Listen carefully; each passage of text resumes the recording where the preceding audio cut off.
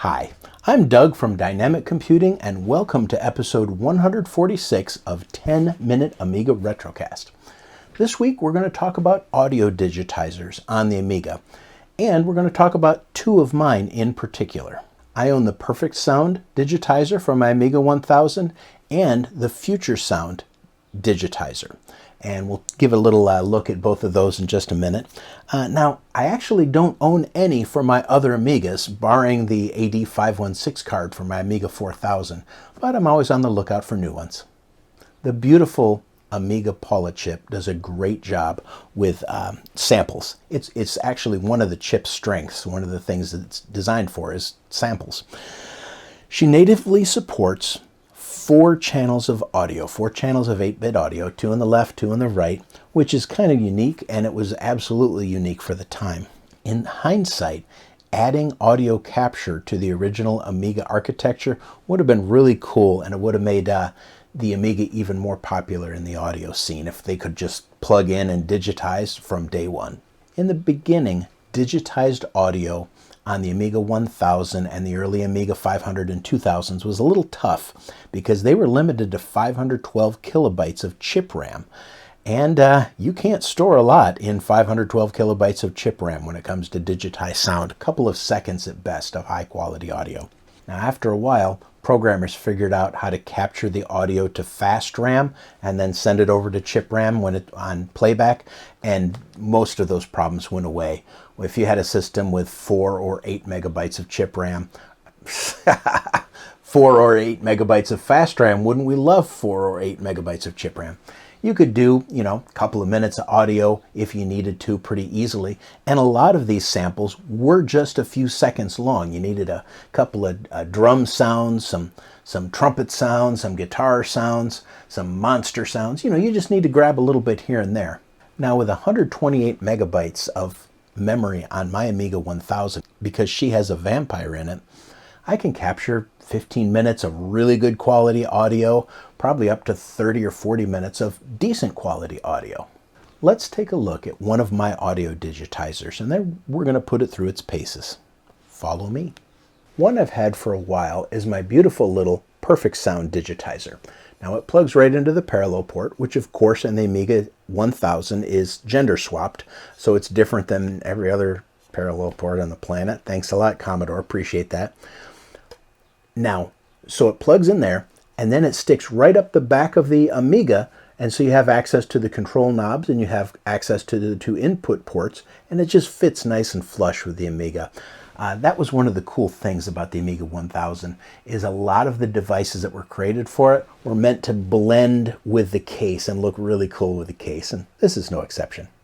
Now this digitizer, I do use it some, but it's a little staticky and a little noisy.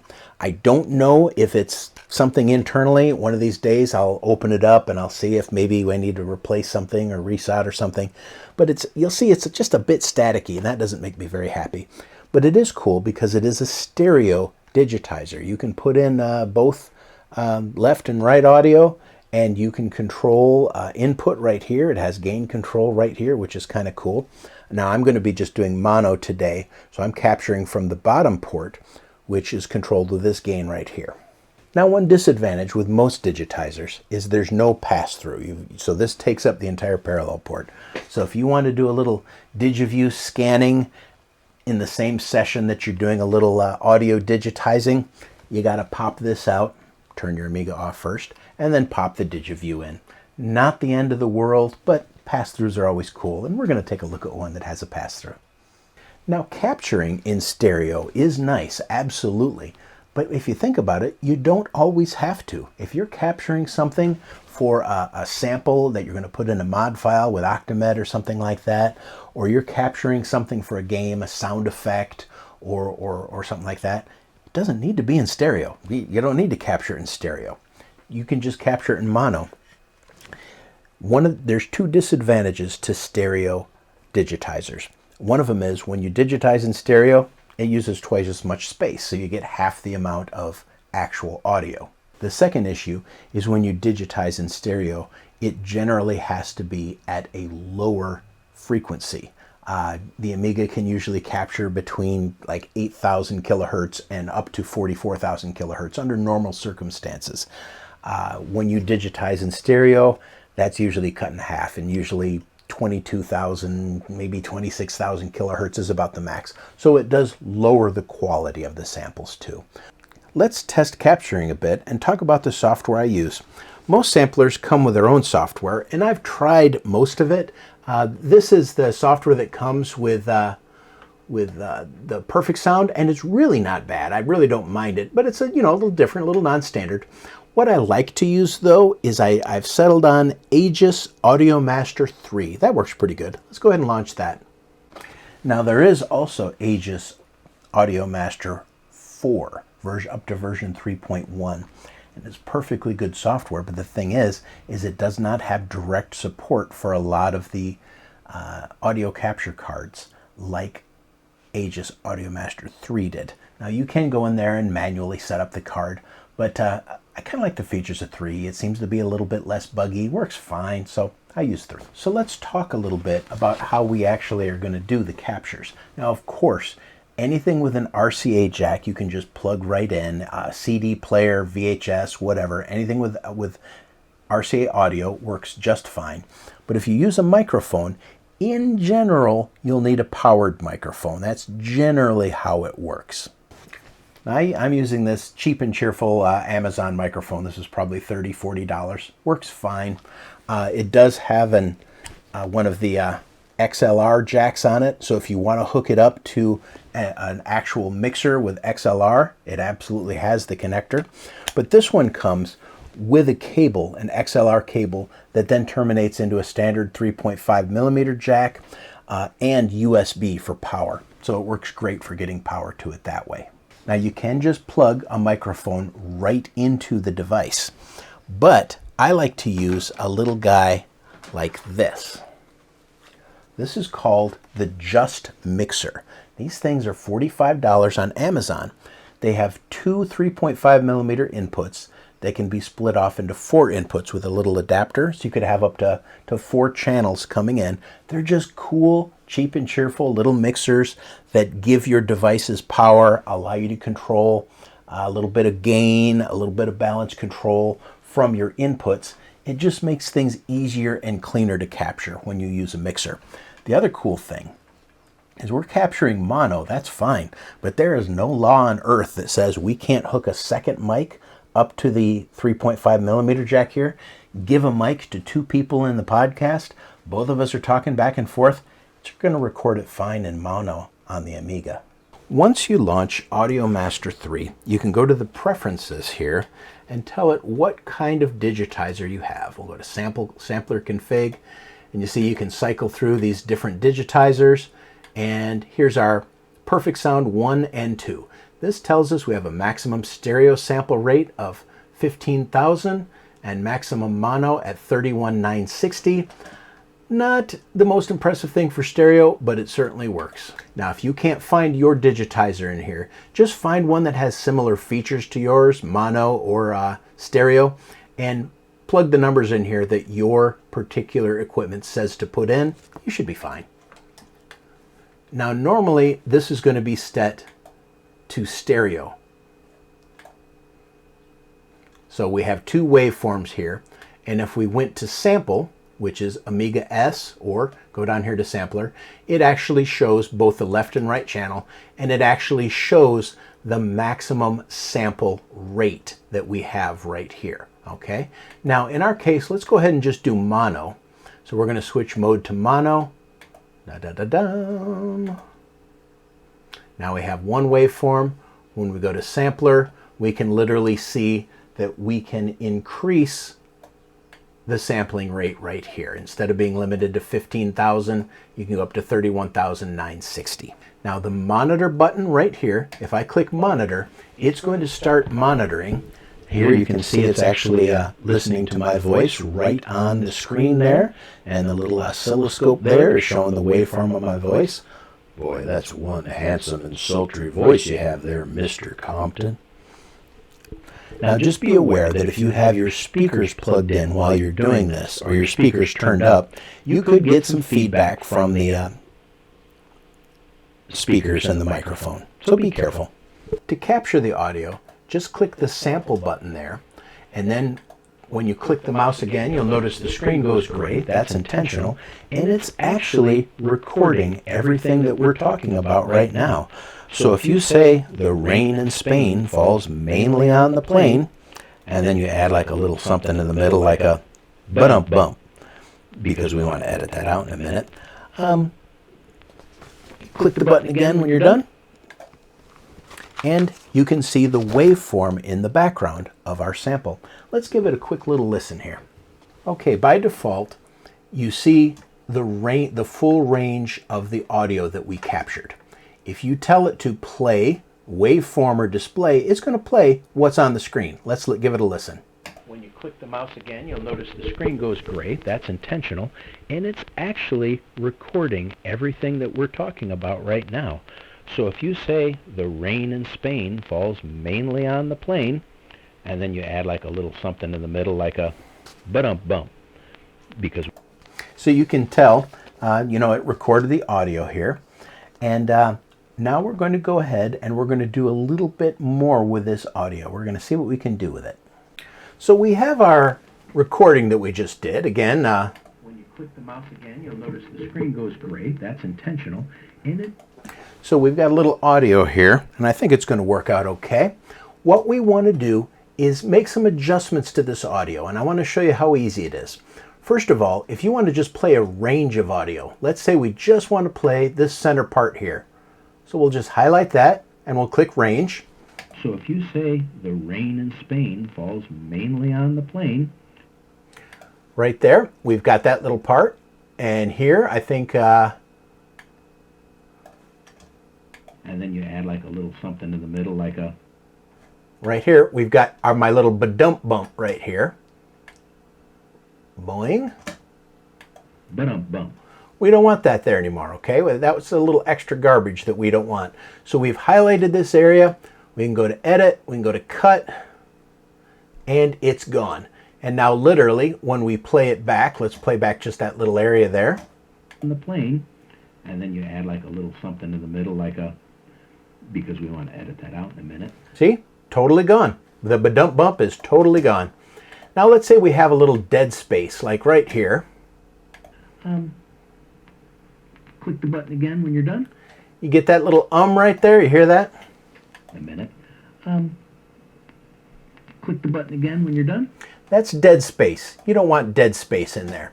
So what you want to do is you want to get rid of it. So we're going to just highlight all that range right in there, and we're going to just get rid of it. Bye-bye. And now, when we play that part, because we want to edit that out in a minute, click the button again when you're done. See how the whole just absolutely disappeared? And that dead space there just totally gone? It's just like editing video on a modern machine. You can just go in, edit your audio all day long. It's actually really cool. Now let's add some effects. Let's find a cool place in the audio. So we have our area highlighted here. The rain in Spain falls mainly on the plain. And we want to have a little bit of fun with that, okay? So we're going to highlight that area there, and we're actually going to move this someplace else so we can play with it. It kind of has a second little buffer area that you can actually swap between. What we're going to do is we're going to copy that. So now that's copied into memory. We should be able to go into the buffer here. Let's see if that's correct.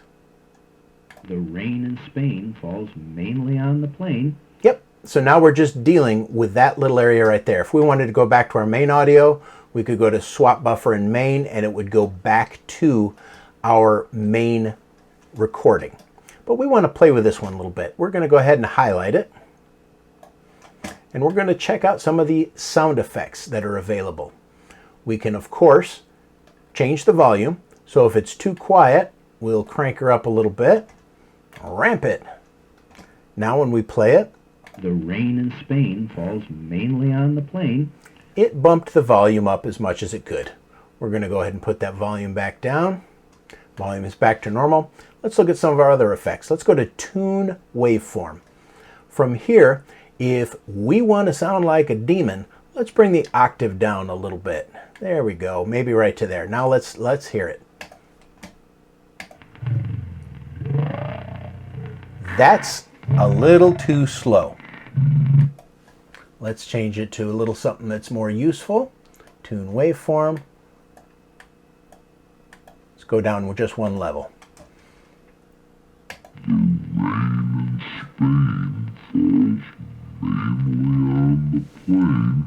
That sounds a little bit better, don't you think? Now we go into tune waveform. We can put it back. See, it's totally non-destructive right now. So when we go back and play it again, the rain in Spain falls mainly on the plain. Worked perfectly fine.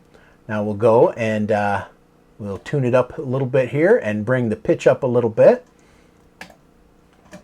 The rain in Spain falls mainly on the plain. And we'll bring that back down.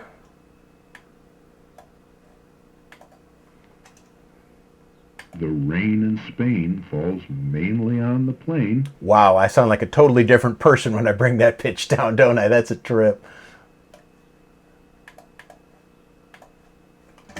The rain in Spain falls mainly on the plain. Okay, that's about normal. Now we can go backwards on here, because you've always wanted to know what this sounds like backwards. Yep, and I limbs off in the Epson and the Edward. And I think I just summoned Beelzebub. Oh, that's great. Echo allows you to literally add echoes on here. You can add one echo or continuous echoes. We're going to add 2 echoes and bring the echo rate up a little bit. Echo.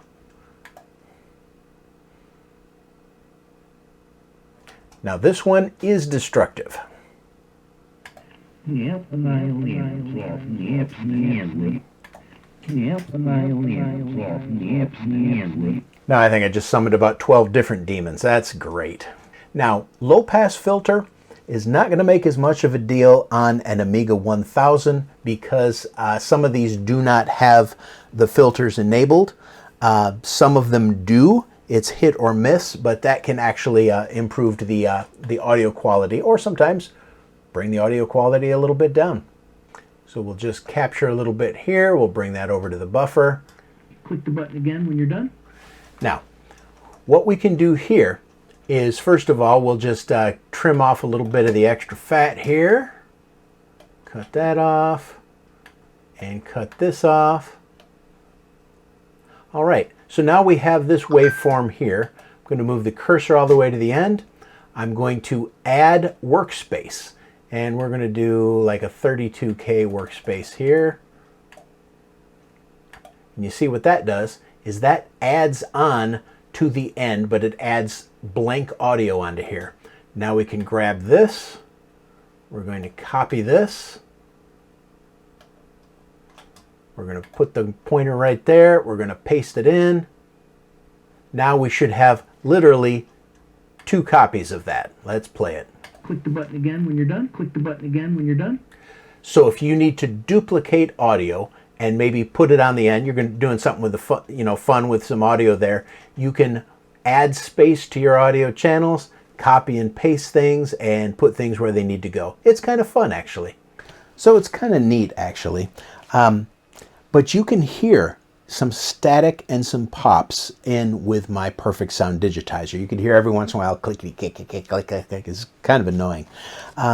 Let's talk about my other digitizer that I just got. What this is this is the FutureSound from Applied Visions. Let's take a closer look at the hardware. Here's the little beauty here. You can see this is a totally external one, and it has a cable going back to the parallel port. Quite different than the PerfectSound. It still has a nice gain control knob right here. A lot of the newer ones that were made at maybe 1988 and beyond did not necessarily have a gain control knob for the inputs. This one also has an RCA input and a 3.5 millimeter jack for a microphone input. Now on mine, the RCA input works perfect. The 3.5 millimeter introduces a ton of audio noise. I have to figure out what's going on with that. There's also a button here. What does this button do? It's a red button. Those are always safe to click. What it has on the back is a pass-through. See that parallel port pass-through right there? When you click the button and it turns red, that means you're using the digitizer. When you click it and that light goes off, it means you're using whatever's plugged into the back of your digitizer, which is cool. So if you've got like a DigiView or something, or you've got a printer hooked up, you don't need to keep hooking and unhooking it in order to use the other device. Now, that is actually kind of dangerous sounding, swapping devices like that, but the insides of it actually tell a story that maybe it's not so bad. Here we have an audio to digital converter right here, and all these little guys here help filter out that signal. Most newer audio digitizers don't have all of that in there, so they're a little bit lower quality.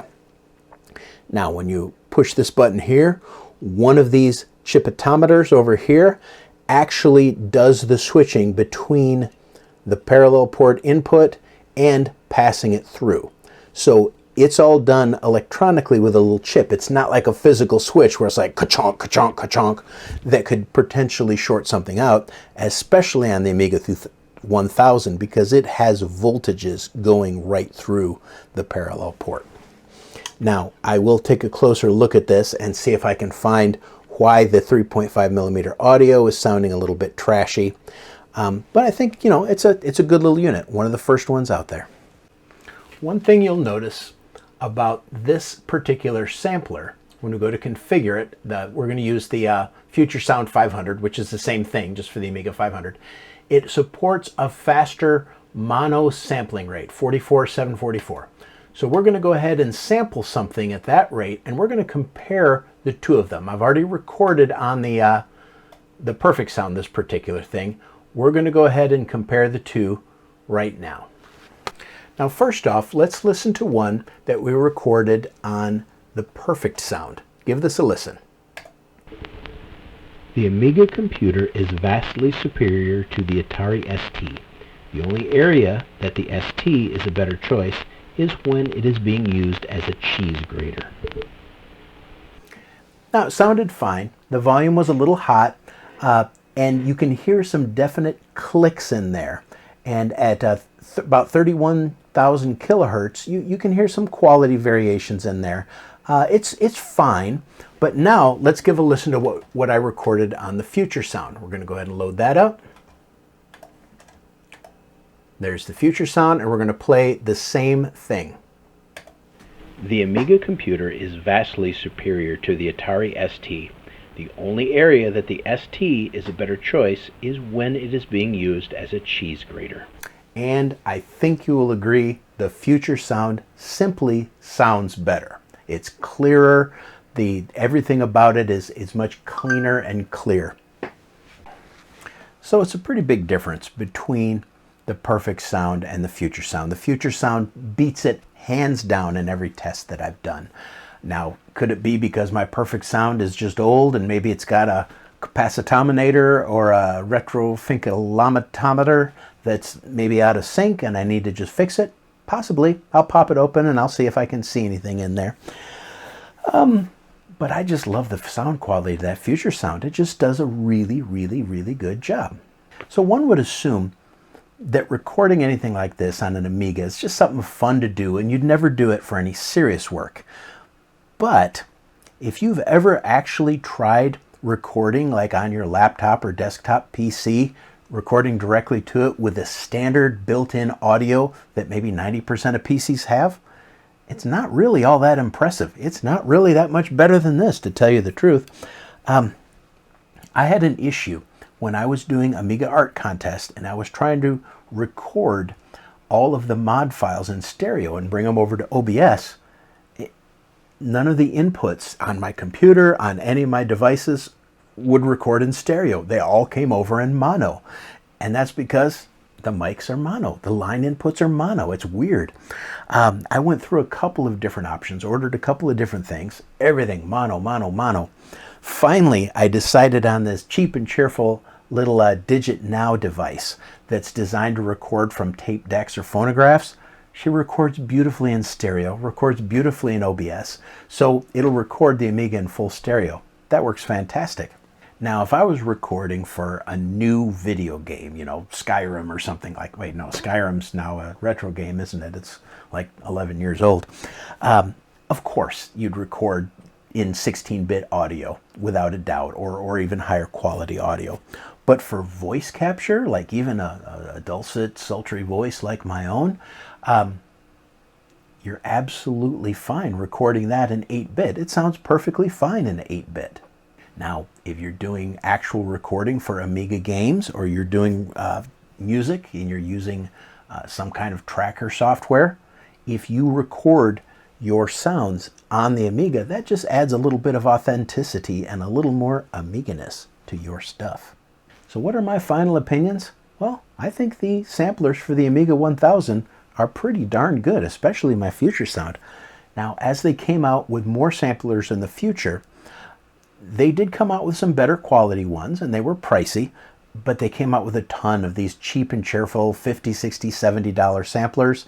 The quality was, there's just one little digital to audio converter in there, none of the extra circuitry like you saw in my FutureSound. But that's okay, they still sounded good. Now, I think my 1985 Amiga 1000 can compete with a modern machine running Audacity for doing a lot of the basic stuff for audio capture. If I were going to be doing a podcast, you know, editing the podcast, changing things, it does a pretty darn good job. I don't think you can say that for a DOS machine from 1985. You can't say, oh yeah, I can edit all kinds of audio on there and put it up as an actual MP3 file. No, you can't. No, you can't. Now, am I cheating a little bit because I have a vampire in here? Well, not really. The only thing that the vampire is giving me an advantage of in here is the fact that it's got 128 megabytes of RAM, which means I can record some huge captures. It's not using any of the extra processor power because a 68,000 based machine can capture at the full 44 kilohertz. The audio quality is going to be the same. It's just the length of the audio that's different. And back in the day, you could get more memory for your Amigas. You could, you know, up until 88, you were limited basically to 8 megabytes. But after that, with a 32-bit CPU, you could throw tons of memory in there and record directly to your fast memory. Now, there are some modern sampling solutions out there for the Amiga that are going to knock your socks off. Now, there's a couple of them that are do-it-yourself kits with some off-the-shelf components. They're fine, perfectly fine, you know, little mono ones. Those are fun to do, and you could probably put it together for 20 or 30 bucks. But our good friend Francis from Retronic Design, yes, that Francis that did the cool joystick interfaces and the cool component RGB interfaces, he's actually perfected a brand new audio digitizer and sampler. Here it is right here. This is just a mock-up of it right here because he's having a hard time finding the parts like all of us are. This is supposed to be able to capture at up to 56 kilohertz, which is really good. And there's some samples on his website that he's done that just knock your socks off with the quality. Really, really good. It should be reasonably priced, and as soon as he can score all the little components he needs, he's going to release these to the public, and they're going to be available to all of us. Way to go, Francis. Thanks, buddy. Now, how about finding an existing digitizer, audio digitizer from back in the day? They're out there on eBay. I got a sweet deal on my FutureSound, absolutely. I got a sweet deal on my PerfectSound. But there's a lot of people out there that are putting it, just because it says Amiga on there, they're saying, hi, 150 bucks, 200 bucks. No, not for an audio digitizer. Look for one in the maybe $50 to $80 range. You're going to get a fair deal at that price. The ones that people are trying to sell for 100, 150, 200 bucks, try to talk them down. They're not worth that much, and there are other options out there for us. Thanks to my wonderful patrons scrolling across the screen right now. Pop over to patreon.com/10mark if you'd like to join. These little samples you see on the screen are samples from a little event we have going over at Amiga Artwork on Facebook. We're playing with creating images in 1280 by 400 4-color ECS mode, seeing what we can pull out of the old machine. And I think some of these are pretty darn cool. Stop on by and join in the fun. Thanks, patrons. Thanks for stopping by and joining me today. I really do appreciate it. Now, if you want to learn more about taking samples and putting them to music and pro trackers and things like that, talk to Paulie Alex Bowe, talk to Ravi Abbott. They're the ones who have the experience in the music scene. I don't, I'm just a voice guy. But I wanted to share the fact that these samplers could do more than just, record music, record samples, things like that. Please like and subscribe.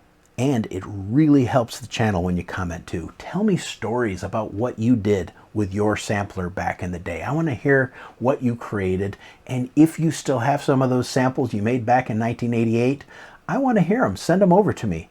Not all of them, because probably some of them are a little bit weird, a bunch of swearing and stuff like that. We were all teenagers then. But I'd love to hear some of your samples. That'd be really cool. Follow me on all the social medias. Twitter, Mastodon, Instagram, all those are in the description. But, well, let's let the Amiga 1000 take us out with a little recording here. Take it away, Amiga. Ha ha ha! The evil gnome from Pixel Gaiden has taken over your computer, Mark, or Art, or whatever your name is. And I am going to destroy all of your Amigas. Ha ha ha ha ha! Wow, thanks a lot, evil gnome. But, just so you know, buddy, I'm the one that destroys my Amigas. You don't need to help me. If you watch my channel, you'd know that. Thanks, everybody.